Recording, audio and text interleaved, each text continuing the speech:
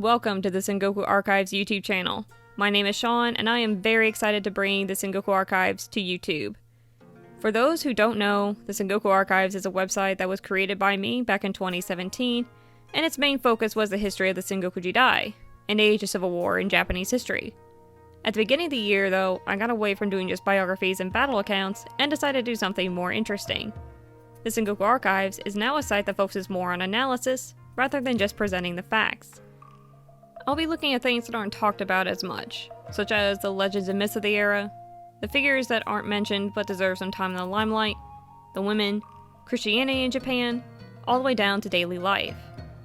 But that is not all. I will also be doing reviews as well.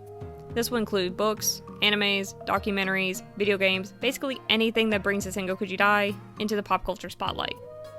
But before we get into reviews or analytical videos, one question needs to be answered. What is the Sengoku Jidai? The Sengoku Jidai, literally meaning Warring States period, was an age of civil war that lasted about 150 years.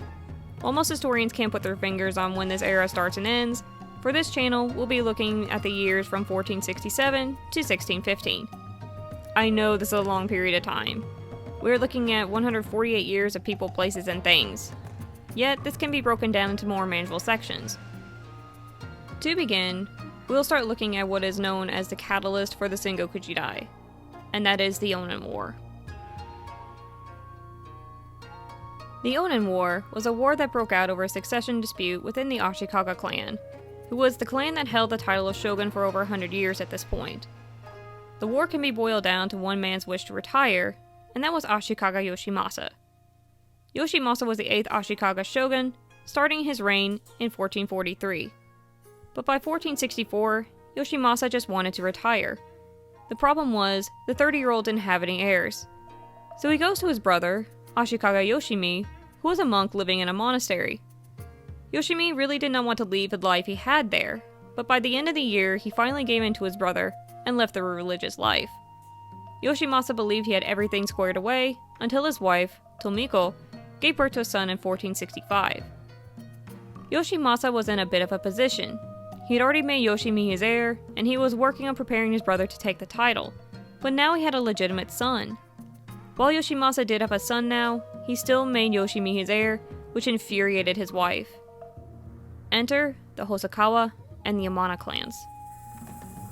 Hosokawa Katsumoto and Yamana Sozen were related to each other via marriage, but they couldn't stand one another.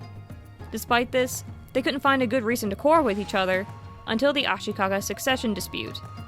Both clans had ties to the shogunate, and they took opposing sides during this dispute. The Hosokawa sided with Yoshimasa and Yoshimi, while the Yamana sided with Tomiko and the infant son. Tensions began to rise so much that both sides began building up armies. Even Yoshimasa's threat of labeling the man who attacks first as a rebel couldn't stop the inevitable. War finally broke out in Kyoto in 1467. There aren't really any standalone battles during these 11 years, and most of the fighting took place within Kyoto, the most intense taking place within the first 2 years. The rest of the war was spent fighting in the streets of the capital, looking like something out of Seven Samurai. And the war ended with no clear winners. By 1477, the Ashikaga clan, which was already beginning to show signs of decline, became nothing more than puppets to those who controlled the capital. Kyoto was in ruins, and would never see destruction to that extent ever again. Both Hosokawa Katsumoto and Yamana Sozen died in 1473, never seeing the end of the war they both started. And while the Hosokawa gained control of the Ashikaga clan after Yoshimasa's death in 1490, their clan had been significantly weakened as well. What happened in Kyoto began to affect regions outside of the capital, and led to the phenomenon known as Gekko Kujo, the low oppress the high. Gekko Kujo best describes the period following the end of the Onan War. Basically what happened during this era was a complete change of social classes. We see it throughout the Sengoku Jidai, but it was in full swing before the era of the three Unifiers. Examples of this phenomenon are Mori Motonari, a daimyo from the province of Aki who managed to take over the Ouchi and Amago clans and thus gain control of the entire Chikoku region, and Saito Dosan, who started out life as a monk, then became an oil merchant, and then finally overthrew the daimyo Mino and took control for himself. Other figures that were active during this era were Takeda Shingen, Uesugi Kenshin, Hojo Ieyasu, and Imagawa Yoshimoto. During this time, we see the rise of the Ikuiki, Buddhist warrior monks that managed to take over the province of Kaga after a revolt in 1488. These guys need a video all to themselves, but needless to say, they will play a big role in the age of the three Unifiers, mainly standing in the way of Oda Nobunaga. The Portuguese also arrive on Japanese shores in 1543, bringing guns and Christianity, two things that would change the course of Japanese history during this time. This is the era most people are familiar with. I won't go into too much detail about this era since much of our content will be coming from these 55 years, but I will give a good timeline of the events. The three Unifiers signaled the end of the Sengoku Jidai, and they were Oda Nobunaga, Toyotomi Hideyoshi, and Tokugawa Ieyasu. It was not a joint effort, but they built on each other, which ended up being the reunification of Japan. Starting with Oda Nobunaga, he was the first to begin this process. He made his first move towards reunification in 1560 at the Battle of Okehazama, where he took out the Imagawa army with as little as 2,500 men. From there, he managed to restore the Ashikaga shogunate in 1568, which was destroyed in 1573.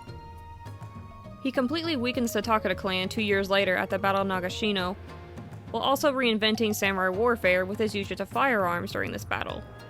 Nobunaga got close to conquering all of Japan, however, he perished at Honnoji after one of his retainers, Akechi Mitsuhide, turned traitor. Toyotomi Hideyoshi is the next to take over. He manages to be the one to avenge Nobunaga's death at the Battle of Yamazaki, and through other battles, takes over the territories Nobunaga had once conquered. After that, reunification happens in record time, with the country united after the siege of Odawara Castle in 1590. He takes the title of Kanpaku, similar to the role of Prime Minister, rather than the title of Shogun, mainly due to his background as a peasant, but that did not stop Hideyoshi from running the country.